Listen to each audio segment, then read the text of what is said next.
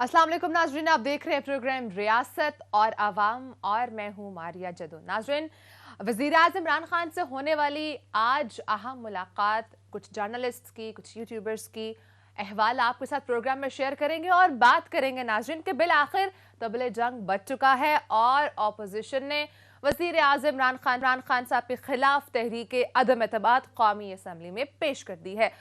वज़ीर आज़म के खिलाफ तहरीक अदम एतमाद जमा करवाने वाले जो नाम है उनमें मुस्लिम लीग नून के रहनुमा सरदार अयाज सादिक साहब हैं, ख्वाजा साद रफीक साहब हैं, मरियम औरंगजेब और राना सनाउल्लाह साहब हैं, जबकि पीपल्स पार्टी के सैयद नवीद कमर साहब, शाजिया मरी साहिबा और दीगर ऑपोजिशन रहनुमा स्पीकर कौमी असम्बली के चैम्बर में पहुंचे। बहरहाल स्पीकर साहब वहां पर उस वक्त अपने चैम्बर में मौजूद नहीं थे, तो वहां पर मौजूद उनके स्टाफ ऑफिसर को ये रिक्वेजिशन जमा करवाई गई है।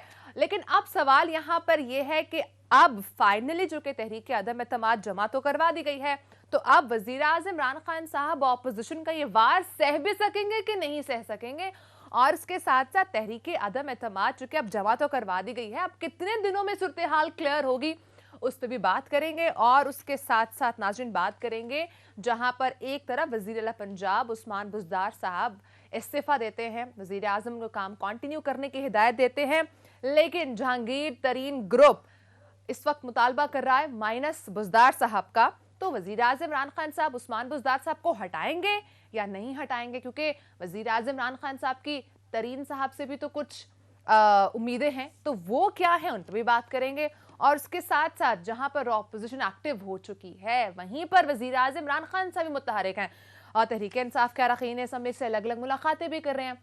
तो इस वक्त हुकूमत साइड पर क्या चल रहा है, ऑपोजिशन क्या सोच रही है, उस पर बात करेंगे। उसके साथ साथ बात करेंगे नाज़रीन पाकिस्तान पीपल्स पार्टी का जो लॉन्ग मार्च है वो कुछ ही देर में शुरू होने वाला है। इस्लामाबाद डी चौक में कुछ ही देर में पहुंचने वाले हैं और अब चूंकि जलसा जो है वो शुरू होगा और खिताब भी किया जाएगा, तो उसके हवाले से भी बीच में आपको अपडेट करेंगे। प्रोग्राम का आगाज करूंगी मेरे साथ स्टूडियोज में मुहाफिज तर्जियाकार सिद्दीक जान और स्काइप के थ्रू हमें ज्वाइन किया है सहाफी तर्जियाकार अदील वड़ाइच ने। लेकिन मैं प्रोग्राम का आगाज सिद्दीक आपसे करूंगी। सबसे पहले बताइएगा, वज़ीर आज़म इमरान खान साहब ने अहम मुलाकातें की हैं, आज कुछ जर्नलिस्ट से मुलाकातें की हैं, कुछ यूट्यूबर से मुलाकातें भी हुई हैं, आप भी उस मुलाकात में मौजूद थे। तो सबसे पहले तो बताइएगा क्या कुछ डिस्कस हुआ, कैसी रही वो मीटिंग, और सेकेंडली तहरीक अदम एतमाद के हवाले से कोई बात हुई? देखें, आज मुलाकात का मकसद ही तहरीक अदम एतमाद थी। ये मुल्की इस वक्त जो सियासी सूरत हाल है उसी पर बात होनी थी। और जब हम इमरान खान साहब के साथ मुलाकात कर रहे थे, एन उसी वक्त अपोजिशन जो है वो कौमी असम्बली में जाकर और तहरीक अदम एतमाद जो है वो जमा करवा रही थी। मैं आपको ये बता सकता हूँ कि अगर मैं इमरान खान साहब के साथ आज जो हमारी मुलाकात थी उसको देखूँ, क्योंकि हम वहाँ पर मौजूद थे और हमने कोई 10 से 15 लोग थे जिनकी ये मुलाकात थी, और दूसरी तरफ मैं अपोजिशन की होने वाली प्रेस कॉन्फ्रेंस को देखूँ, तो मैं अगर दोनों के चेहरों को देखूं तो इमरान खान साहब के कॉन्फिडेंस का लेवल 1000% था, वो बिल्कुल मुतमईन थे। जबकि अपोजिशन जो है उनकी आज जो प्रेस कॉन्फ्रेंस थी उनमें वो एतमाद नहीं था। वो एक होना तो ये चाहिए था कि जिसके पास नंबर गेम पूरी हो, फातिहाना अंदाज में प्रेस कॉन्फ्रेंस करते हैं, उनका लोग लहजा बताता है कि वो बहुत कॉन्फिडेंट हैं, उनमें वो कॉन्फिडेंस नहीं था। जाहिर है ये भी हो सकता है उसकी वजह कि हुकूमत वक्त के साथ जो इस तरह की लड़ाई होती है और इमरान खान जैसा वज़ीर आज़म हो तो वो आसान नहीं होती, ये भी वजह हो सकती है, वो मोहतात हो, लेकिन उनका वो कॉन्फिडेंस नहीं था जो इमरान खान साहब का कॉन्फिडेंस था।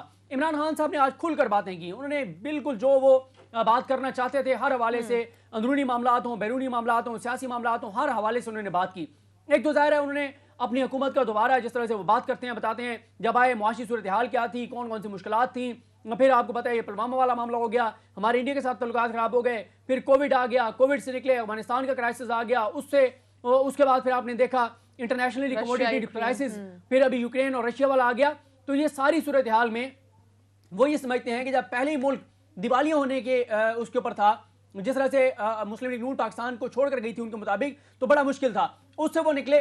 फिर वो कहते हैं कि 3.5 साल इस अपोजिशन ने उनको कोशिश किया कि नाकाम किया जाए।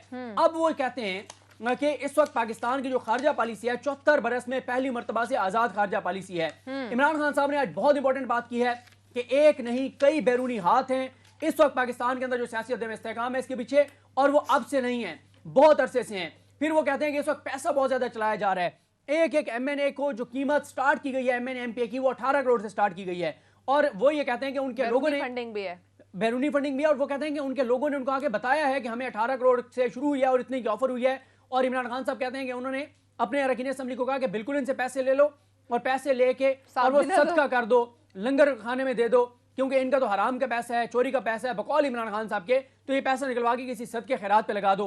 इमरान खान साहब बहुत अग्रेसिव नजर आए, जारहाना नजर आए, और वो ये कहते हैं कि मैं पूरा, तो हो सकता है, देखें वो गुस्सा तो उनका आज उस तरह से नजर नहीं आया, जिस तरह वो जलसे में गुस्सा थे उस तरह तो नहीं था। वो ये कहते हैं कि ये आखिरी वारदात है, ये आखिरी बार है, और मैं तैयारी किए बैठा हूं हर बार इनका नाकाम बना के, और अब मैं इनके साथ वो करूंगा जो मैं 3.5 बरस में इनके साथ नहीं कर सका। और वो कहते हैं कि इस बार मैं ऐसी चोट पहुंचाऊंगा अपोजिशन को, मैं ऐसा घाव लगाऊंगा अपोजिशन को कि 2023 तक ये उठ नहीं पाएंगे, और जब ये 2023 तक उठ नहीं पाएंगे तो 2023 का इलेक्शन भी इनके हाथ से निकल जाएगा और 2028 तक तहरीक इंसाफ की हुकूमत रहेगी। उन्होंने बताया कि अपोजिशन की परेशानी क्या है। वो कहते हैं कि इनकी 2 परेशानी है, 3 परेशानी है। पहली इनकी परेशानी यह है कि पाकिस्तान मुश्किल तरीन मुआशी चैलेंजेस से निकल आया है। एक्सपोर्ट्स बढ़ रही हैं, रेमिटेंसेस बढ़ रही हैं, टैक्स कलेक्शन बढ़ रही है, आवाम को रिलीफ दे रहे हैं, और हर तरह से सरमायाकारी बढ़ रही है, इंडस्ट्री के हवाले से, कंस्ट्रक्शन के हवाले से, ये सारी चीज़ें। साथ वो कहते हैं कि दूसरी जो इनकी परेशानी है वो इनके केसेस हैं जो कि मंतकी अंजाम के करीब पहुंच गए हैं। तीसरा, इमरान खान साहब कहते हैं कि इनकी परेशानी ये है कि हमने जो इनिशिएटिव्स थे हमारे, उनके आउटकम आने लग गए हैं, चाहे वो हेल्थ कार्ड हो, चाहे वो एहसास प्रोग्राम हो, चाहे वो कामयाब जवान प्रोग्राम हो, चाहे वो कामयाब किसान प्रोग्राम हो। वो कहते हैं हमने क्लाइमेट चेंज के ऊपर काम किया, हम डैम बनाने जा रहे हैं। वो कहते हैं कि उनकी जो पॉलिसीज हैं, उनके जो इनिशिएटिव्स हैं, बिल आखिर उनका आउटपुट सामने आने को है, जिस वजह से इनको सियासी तौर पर नुकसान होने जा रहा है। अब इमरान खान साहब ये कहते हैं, मैं 2-3 इंपॉर्टेंट चीजें क्विक आपको बता दूं। अलीम खान साहब के हवाले से 4 बार सवाल हुआ इमरान खान साहब से, उन्होंने सुनी अनसुनी कर दी और उन्होंने अलीम खान साहब के हवाले से कोई बात नहीं की। उस्मान बुज़दार साहब की उन्होंने बहुत तारीफें की। वो कहते हैं कि वो बहुत आजिज हैं, बहुत ज़बरदस्त हैं, उनके दौर में जितने पंजाब में तरक्याती काम हुए कभी नहीं हुए। उनसे MPs बहुत खुश हैं क्योंकि उन्होंने फंड्स दिए हैं, लेकिन मसला यह है कि वो शाये हैं, मीडिया पर नहीं जाते, शहबाज शरीफ की तरह बकौल इमरान खान साहब की शोबाजी नहीं करते, इसलिए जो है वो उनके मीडिया भी उनके खिलाफ है। और वो कहते हैं कि आप मुझे बताएं, उनके ये प्राइम मिनिस्टर का जुमला कोट कर रहा हूं, वो कहते हैं जो बेबी बिलावल है जो जलसे में खड़ा होकर कहता है वाओ, तो इसका मैं क्या जवाब दूं। ये इमरान खान साहब कहते हैं बिलावल साहब के बारे में। मौलाना साहब को उन्होंने कहा कि मैं उनका तो नाम ही नहीं लेना चाहता, और उन्होंने बहुत आड़े हाथों लिया और उन्होंने कहा फौज पर हमले करता है, जबकि दूसरा भाई जो है वो जब भी उसके सामने बूट आता है वो पॉलिश करता है। और उन्होंने कहा कि इस वक्त शरीफ खानदान ना सिर्फ बूटों में लेटा हुआ है बल्कि तस्मे इन्होंने मुंह में लिए हुए हैं। ये इमरान खान साहब के अल्फाज थे, और इमरान खान साहब ये कहते हैं कि मैं मुकम्मल तौर पर तैयार हूं। जहांगीर तरीन के हवाले से बातें मुझे बता रहे हैं, इससे वैसे मुझे कॉन्फिडेंस ज्यादा गुस्सा लग रहा है कहीं ना कहीं। देखिए उनका जो जाहिर है, अब मैं यहाँ पे आपको थोड़ा सा बता ही सकता हूँ कि उनका, क्योंकि वो कैमरे पे वो अब इस वक्त हमारे पास नहीं है।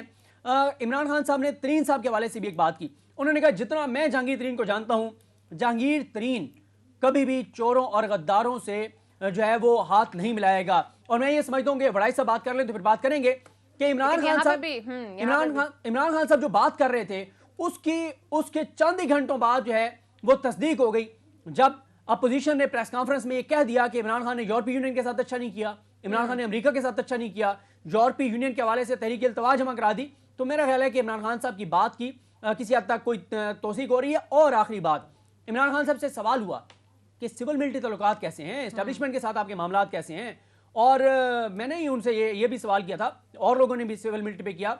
मैंने कहा खान साहब आपके हवाले से अपोजिशन ये कह रही है कि 2-3.5 साल तक आप और फौज एक पेज पर थे, आपको हर चीज फौज मैनेज करके दे रही थी, पहली बार आपको चीजें मैनेज करनी पड़ रही हैं तो आपसे नहीं हो पा रही। और दूसरा वो ये कहते हैं कि वो जो अक्टूबर वाला मामला था उसकी वजह से आप एक पेज पर नहीं रहे, और साथ ही बुज़दार साहब के हवाले से चीजें बहुत कॉम्प्लिकेटेड हैं।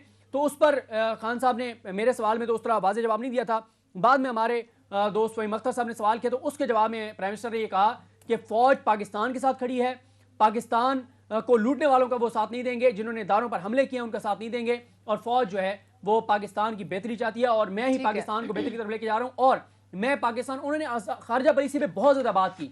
वो कहते हैं पहली बार ऐसे है कि पाकिस्तान में ज्यादा खारजा पॉलिसी है। वो कहते हैं ना मैं अमेरिका के खिलाफ हूँ ना भारत के खिलाफ हूँ, मैं उनकी पॉलिसी के खिलाफ हूँ। और मैं उस वक्त भी मैंने मजम्मत की थी जब ड्रोन होते थे, जब मैं इक़्तिदार में नहीं था।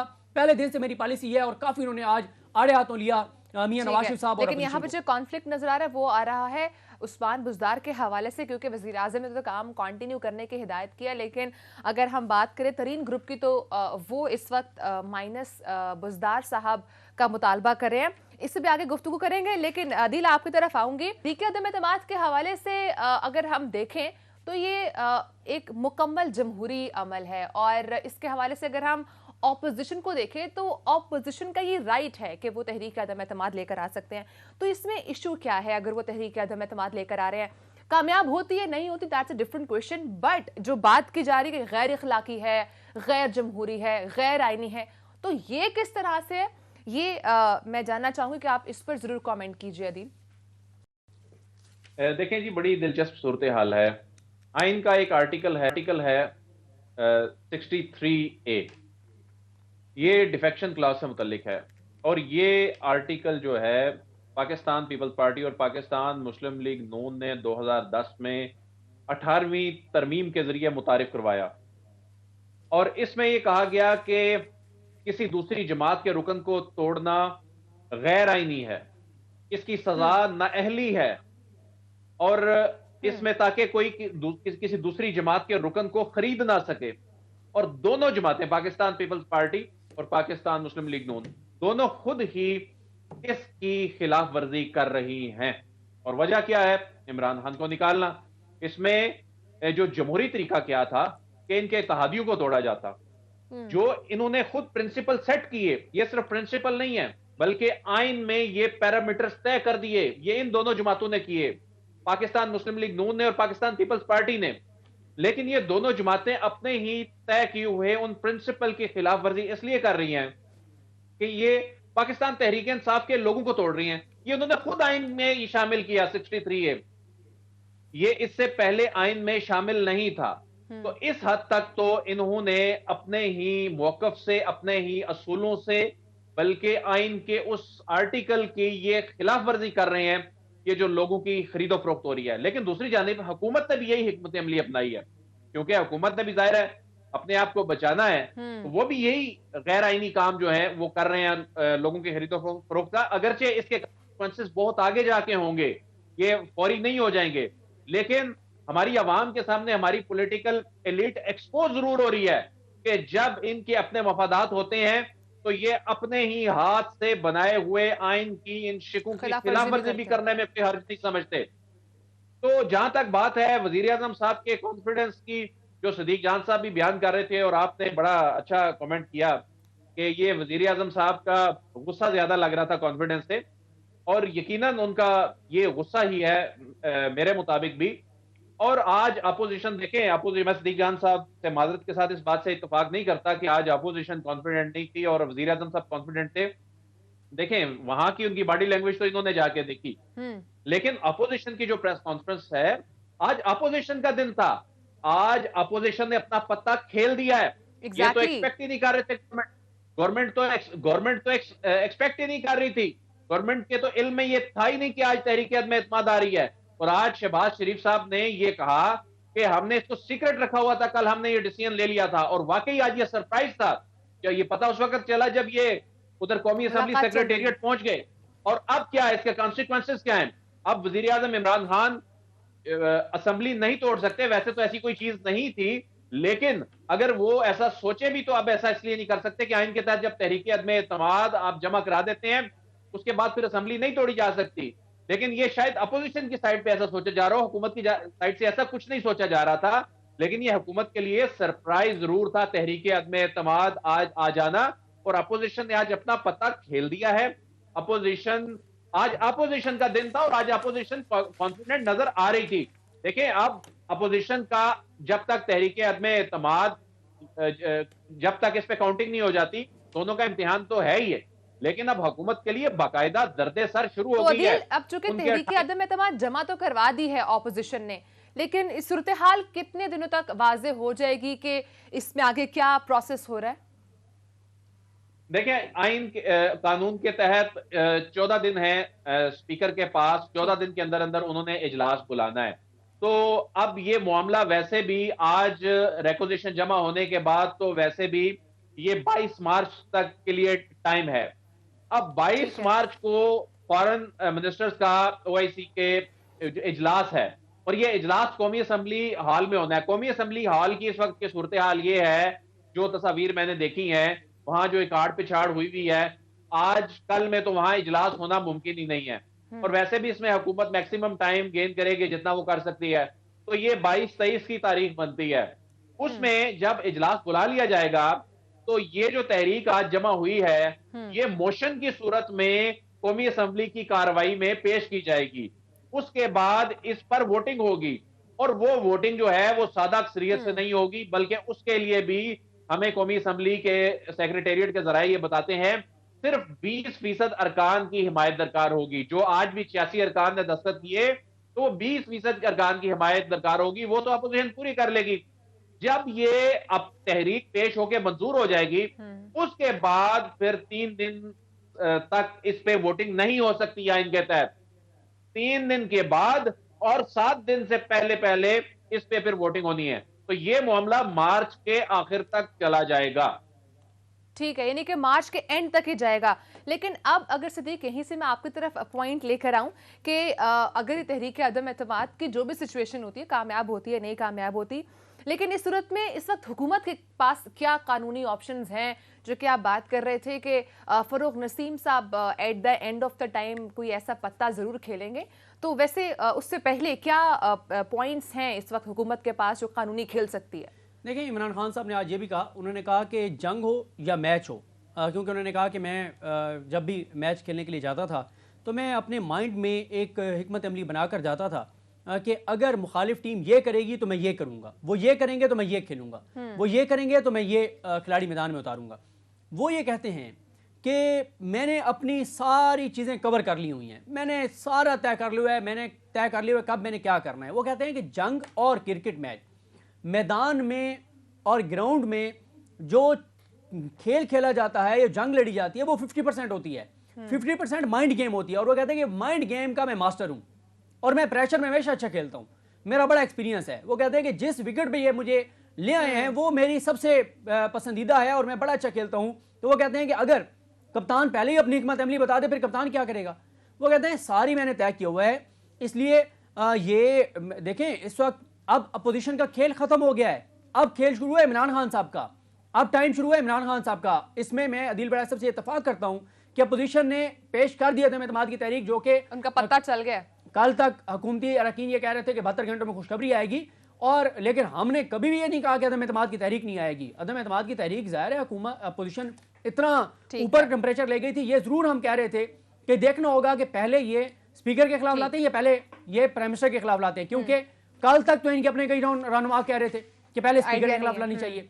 तो अब कोई सरप्राइज भी हो सकता है, ठीक है, ये भी हो सकता है कि ये इमरान खान साहब इंतजार करें ही नहीं 21-22-23 का और पहले इजलास हो जाए, और ये भी हो सकता है कि इजलास कौमी असम्बली सेक्रेटेरिएट में होने की बजाय किसी होटल में हो जाए।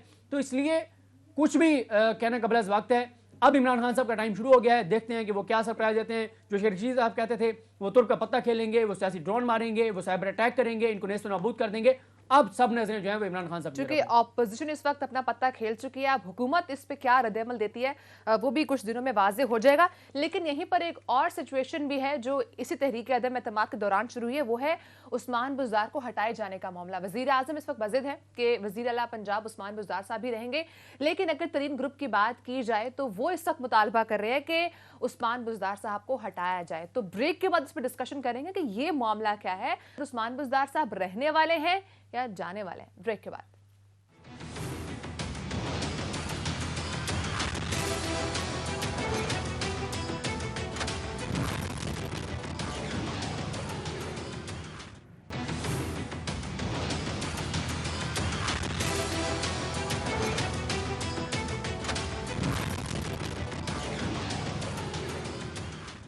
Welcome back. नाज़रीन एक तरफ जहां पर वज़ीर आज़म इमरान खान साहब ने उस्मान बुज़दार को ना हटाने का ऐलान किया है, चूंकि वज़ीर आला पंजाब उस्मान बुज़दार साहब ने अपना इस्तीफ़ा पेश किया था। लेकिन दूसरी जानिब जहां पर पाकिस्तान तहरीक इंसाफ के जहांगीर तरीन ग्रुप की अगर बात की जाए तो वो ये इस वक्त कह रहा है कि माइनस उस्मान बुज़दार पर हुकूमत से बात आगे बढ़ेगी, इसके बगैर कुछ नहीं सोचा जा सकता। यानी कि ये हतमी इस वक्त मुतालबा है अगर हम बात करें तरीन ग्रुप के हवाले से, क्योंकि वो यही कह रहे हैं कि अगर उस्मान बुज़दार साहब माइनस होते तो फिर हम आगे बात करेंगे, अदरवाइज सिचुएशन यहीं पर रुकी रहेगी। और उसके साथ साथ ये भी कहा गया है कि तमाम जो फैसले हैं वो फाइनल हतमी शक्ल उनको जहांगीर तरीन साहब ही देंगे। लेकिन सिद्दीक, मैं आपकी तरफ आऊँगी ये बताइएगा इतना लाइक कंफ्यूजन क्यों है, क्यों इस वक्त उस्मान बुज़दार साहब को जहांगीर तरीन ग्रुप नहीं देखना चाह रहा, और क्यों परफॉर्मेंस, आप तो वैसे कह रहे हैं कि उस्मान बुज़दार साहब परफॉर्मेंस दिखा रहे हैं, लेकिन एज सच हमें उस तरह से तो नज़र नहीं आ रही, लेकिन उसके बावजूद वज़ीर आज़म इमरान खान साहब कह रहे हैं कि नहीं, वज़ीर आला पंजाब उस्मान बुज़दार साहब ही रहेंगे, चूँकि वो हम्बल हैं। देखिए, ये जो मैंने जो हवाला दिया था वो इमरान खान साहब का हवाला दिया था। प्राइम मिनिस्टर पाकिस्तान इमरान खान साहब ये समझते हैं कि वो डिलीवर कर रहे हैं, वो काम कर रहे हैं, तो ये इमरान खान साहब का दावा है। दूसरी बात यह है कि आपने जो देखें इस वक्त अब तो जो हम एक मफरूज़े पे मबनी बात कर सकते थे, अंदाज़ा लगा सकते थे, तजिया कर सकते थे, तबसरा कर सकते थे, अंदाज़ा लगा सकते, सब चीज़ें ख़त्म हो गई। अब तो तबले जंग बज चुका है, अब तो उल्टी गिनती शुरू हो चुकी है। अब तो एक एक दिन, एक एक लम्हा, एक एक घंटा जो है वो पाकिस्तान के जो सियासी तारीख है, ये पाकिस्तान की सियासी तारीख के चंद अहम जो मोड़ आए हैं उनमें से एक मोड़ है, जो आज से पाकिस्तान की तारीख में 10, 7, 8, 10 को बड़े मौके आए होंगे, उनमें से एक मौका है ये जो इस वक्त गुजर रहा है। ये पाकिस्तान की तारीख लिखी जा रही है, क्योंकि पाकिस्तान की तारीख में कभी अदम एतमाद कामयाब नहीं हुई किसी प्राइम मिनिस्टर के खिलाफ। क्या इमरान खान के खिलाफ तहरीक अदम एतमाद कामयाब होगी और ये तारीख रकम हो जाएगी, या ये हमेशा की तरह नाकाम हो जाएगी? दूसरा जो बुज़दार साहब वाला मामला है, उस पर अब क्या मसला है? उस पर मसला ये है कि चौधरी बिरादरान हो, अलीम खान हो, जहांगीर तरीन हो, उन सब के पास भी टाइम यही है, यही दिन है। अब इमरान खान साहब ने कम से कम हमारे साथ मुलाकात में ये नहीं कहा कि मैं उस्मान बुज़दार को चेंज नहीं करूंगा। उसके बाद एक मुलाकात के हवाले से चैनल्स के ऊपर खबर जरूर आई, लेकिन हमारे साथ मुलाकात में कैटेगोरिकल उन्होंने ना तो ये कहा कि मैं उसको बिल्कुल नहीं हटाऊंगा, ना ये कहा कि मैं हटा रहा हूं। उन्होंने ये कहा कि जब भी आप किसी चीफ मिनिस्टर को हटाते हैं उसकी इम्प्लीकेशंस होती हैं, आपको एक थॉट प्रोसेस होता है, चीजें देखनी पड़ती हैं, ये सारी उन्होंने बातें की। और हाँ, उनकी गुफ्तगू से इस बात ज्यादा गुमान नजर आता था या तासुर मिलता था कि अभी उनका उस्मान बुज़दार को तब्दील करने का कोई इरादा नहीं है। लेकिन देखें, इमरान खान साहब ये तो शायद कर सकें कि ठीक है उस्मान बुज़दार को वो चेंज करते हैं, क्योंकि हालात अब सियासी तौर पर वहाँ बहुत ख़राब हो गए हैं, ग्रुपिंग हो गई है और बहुत ज़्यादा MP सामने आ गए हैं। लेकिन ये मुझे बहुत मुश्किल लगता है कि इमरान खान साहब ये कहें कि मैं फ़ौरन ये करने जा रहा हूँ, तो ये ज़रा मुझे इमरान खान साहब के मिजाज के खिलाफ लग रहा है। लेकिन जो उस्मान बुज़दार के खिलाफ हैं वो भी, चाहे वो काफ लीग है, अगर वो चाहती है कि चेंजिंग हो, या जहांगीर तरीन या अलीम खान, वो भी वो भी चाहेंगे कि इन्हीं दिनों में हो, क्योंकि अगर इमरान खान साहब की तहरीक अदम नाकाम हो जाती है, ये चैप्टर क्लोज हो जाता है, फिर तो उनका वो दबाव नहीं रहेगा।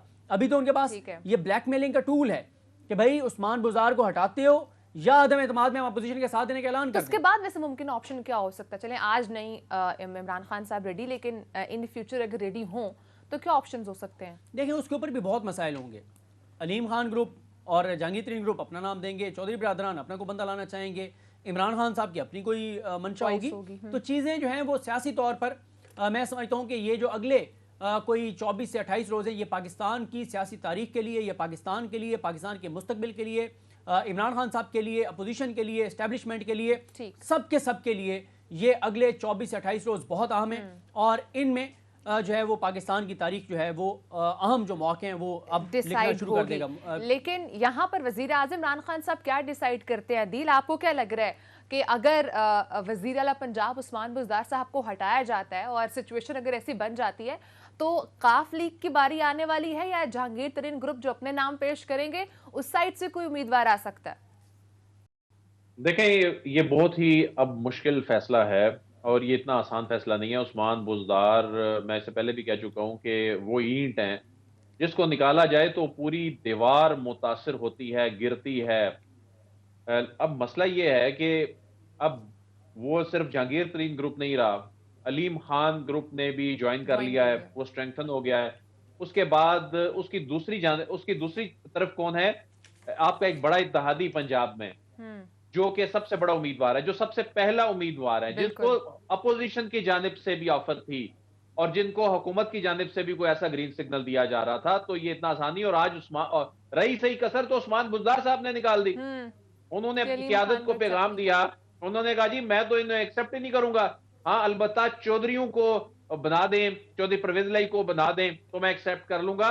और दूसरी साइड पे भी ऐसी सूरत हाल है, परवेज लाई साहब को उस्मान बुज़दार तो कबूल हैं, उनको अलीम खान या कोई और किसी सूरत कबूल नहीं है। उसकी रीजन ये है साहब वो क्या सूट करेगा?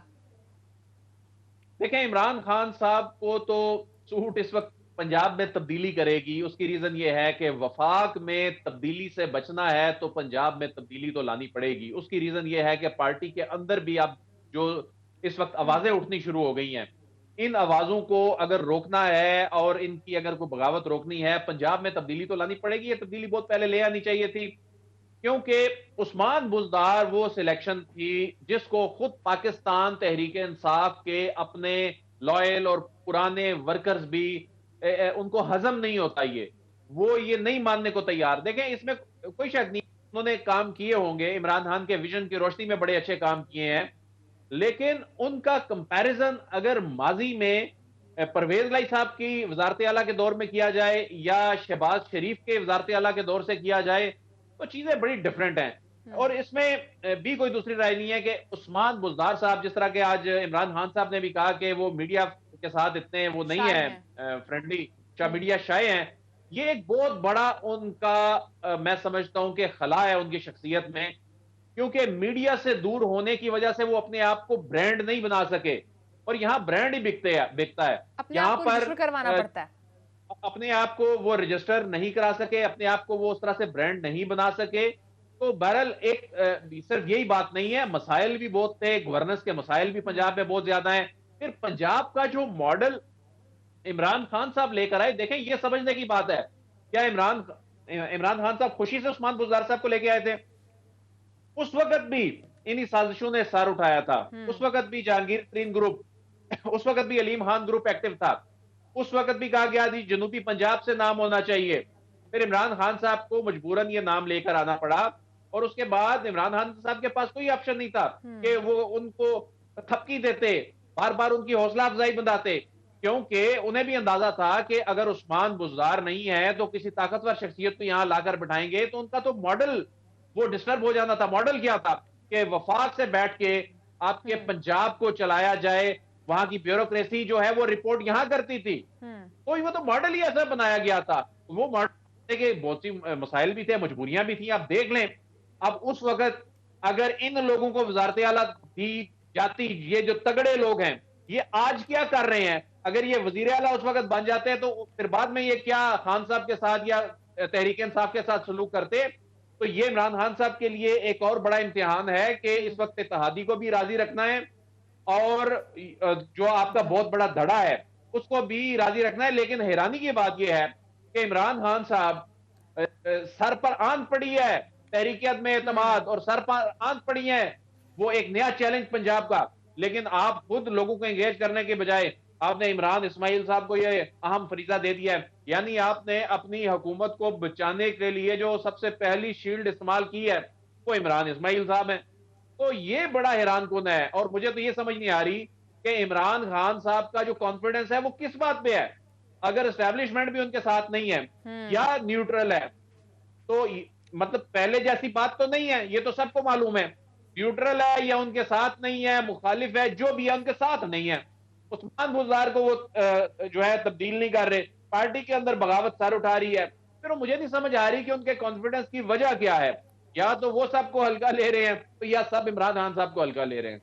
ठीक है, यहीं से आगे अगर मैं सिद्दीक आपकी तरफ आऊँ तो मुझे ये बताइएगा कि आपको क्या लग रहा है इस वक्त मुमकिन ऑप्शन वज़ीर आज़म आपके लिए क्या हो सकता है? अगर तो वो काफ लीग का लेट सपोज साथ देते और परवेज इलाही साहब को नेक्स्ट सीएम पंजाब लेकर आते हैं, तो तरीन ग्रुप से क्या इश्यूज या कॉन्सिक्वेंसेस फेस करने पड़ सकते हैं वज़ीर आज़म इमरान खान साहब को? या अगर वो तरीन ग्रुप में अलीम खान साहब को सीएम पंजाब लगाते हैं तो इत्तेहादी जमात, बहुत इंपॉर्टेंट शख्सियत, वहाँ से फिर क्या कॉन्सिक्वेंसेस देखने पड़ सकते हैं वज़ीर आज़म इमरान खान साहब को? देखिए, इस वक्त अब तहरीक अदम एतमाद जमा होने के बाद हिकमत अमली जो प्राइम मिनिस्टर की है और तहरीक इंसाफ की है वो तीन तरह की हमें नज़र आती है। तीन मुख्तलिफ पहलुओं पे वो काम कर रहे हैं। सबसे पहला जो काम कर रहे हैं इस वक्त, वो जो सबसे ज़्यादा काम कर रहे हैं वो कर रहे हैं अपने लोगों को मनाने के हवाले से, और यही वजह है कि इमरान खान साहब ने अपनी काबीना जो उनकी करीबी जो लोग हैं उनको ये कहा है कि जितने भी नाराज़ लोग हैं उनको मनाएं, कतई नज़र इसके कि वो मेरे बारे में क्या कहते हैं या पार्टी के बारे में क्या कहते हैं, लेकिन तमाम लोगों को मनाएं। दूसरी जो हिकमत अमली है वो उनकी सियासी है, कानूनी है। उस पर वो ज़ाहिर है बाबर रहमान साहब से उन्होंने ब्रीफिंग ली, फ़रोग नसीम साहब से ब्रीफिंग ली, अटॉर्नी जनरल पाकिस्तान खालिद जावेद खान साहब से ब्रीफिंग ली कि वो कानूनी तौर पे क्या कर सकते हैं। तीसरी जो उनकी है वो इस वक्त काउंटर जो अटैक उन्होंने किया है हुकूमत ने, अपोजिशन के लोगों से रब्ते के हवाले से, ताकि थोड़ी सी उनको भी हीट पहुंचे। तो इन 3 महाजों पर काम हो रहा है। अब देखते हैं ये किस हद तक चीज़ें इनके लिए बेहतर होती है। आदिल वड़ाई साहब ने ये बात दुरुस्त कही। इस वक्त इमरान खान साहब के लिए सबसे बड़ा मसला क्या है? इमरान खान साहब के लिए सब बहरान इकट्ठे आ गए हैं। पार्टी के अंदर जो वो पार्टी के अंदर लोगों के साथ करते रहे, वो सब खड़े हो गए इस मौके पे। देखें, जब आप मुश्किल में होते हैं, तहरीक अदम एतमाद एकदम सर पर आ गई। जब आप मुश्किल में होते हैं तो आपका जो जिसके साथ आपने ज्यादती की होती है, सब आ जाते हैं बदला लेने। अपने लोग बदला लेने के लिए आ गए। जो पार्टी के अंदर जिन लोगों को इग्नोर किया, विनिंग हार्सेस थे, ओल्ड पॉलिटिकल फैमिलीज के, वो इस वक्त एक्टिव हैं। अपोजिशन चढ़ दौड़ी है, एस्टेब्लिशमेंट न्यूट्रल है, इंटरनेशनली प्रेशर है, मीडिया आपको पता है सूरत हाल का। तो इमरान खान साहब के ऊपर इस वक्त 5 तरफ से हमला हुआ है। देखते हैं इस हमले से वो कैसे निकलते हैं। इस हमले से वो कैसे निकलते हैं, लेकिन एक जो इंटरनेशनल प्रेशर है वो क्या है, उस पर भी नाज़रीन ब्रेक के बाद साथ रहेगा।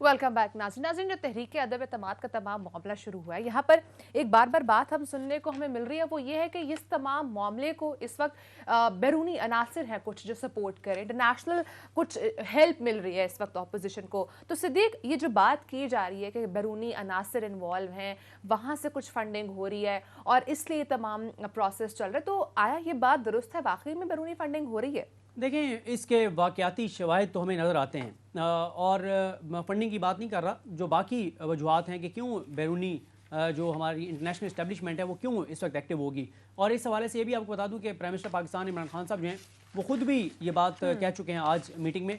और इमरान खान साहब ने कहा कि एक नहीं कई हाथ जो है वो इसके पीछे हैं और अब से नहीं काफ़ी अरसे से हैं। और इमरान खान साहब ने कहा कि पैसा भी खुला दिया जा रहा है, खुली फंडिंग है, 18 करोड़ से तो कीमत शुरू हुई है। और इमरान खान साहब ने आज जो उनकी गुफ्तगू का बड़ा हिस्सा था वो पाकिस्तान की खारजा पॉलिसी के हवाले से था कि पहली बार पाकिस्तान की तारीख में पहली बार पाकिस्तान आज़ाद खारजा पॉलिसी की तरफ गया है।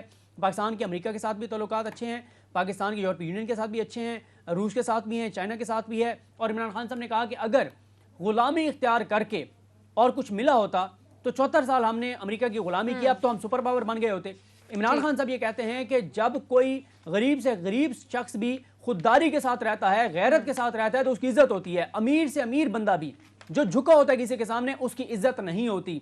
वो कहते हैं कि अगर आपने एक गैरतमंद कौम बनना है, मुल्क बनना है, आपको अपने पांव पर खड़ा होना पड़ेगा। प्रेशर आएगा, प्रेशर लिया जाएगा, प्रेशर ले रहे हैं, लेकिन तल्लुकात सबसे रखेंगे, लेकिन जंग में किसी का ऐसा नहीं बनेंगे, अमन के लिए अपना किरदार अदा करने के तैयार है। और यूक्रेन और रशिया के मामले में भी उन्होंने कहा कि मैं अपना किरदार अदा करूंगा। ठीक है, तो मैं यही क्वेश्चन दिल आपकी तरफ लेके जाऊंगा, क्या तहरीक अदम एतमाद के मामले में पीछे कुछ बैरूनी अनासिर मौजूद है, कोई बैरूनी हाथ मौजूद है?